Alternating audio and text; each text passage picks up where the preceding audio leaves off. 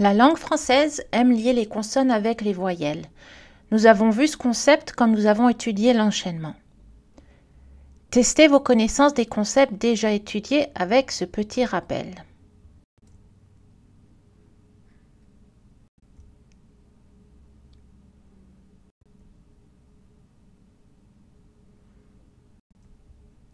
Rappel important, les syllabes ouvertes.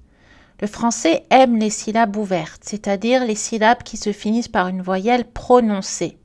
On le remarque dans les abréviations. Le labo, là ou le veto. Alors l'enchaînement, un petit rappel, pour organiser la parole avec le plus de syllabes ouvertes possible, la langue française aime mettre les consonnes avec les voyelles dans une même syllabe.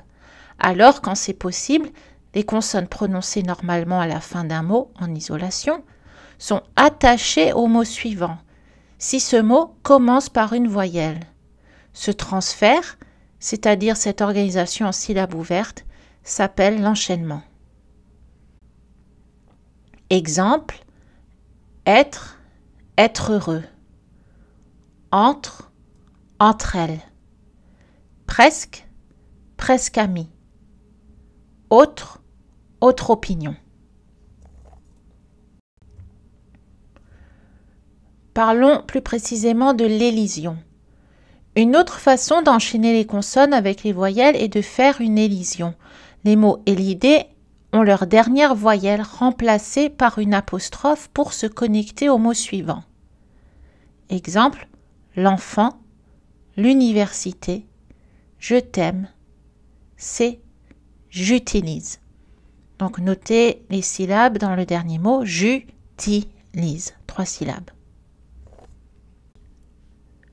Notez que certains mots qui commencent avec la lettre H exigent d'être précédés par une élision, mais pas tous.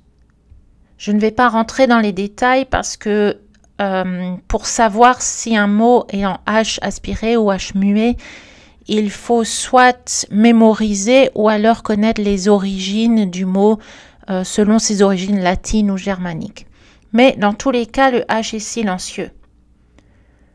Exemple, avec H précédé d'une élision, l'histoire, l'heure, l'honneur, l'herbe.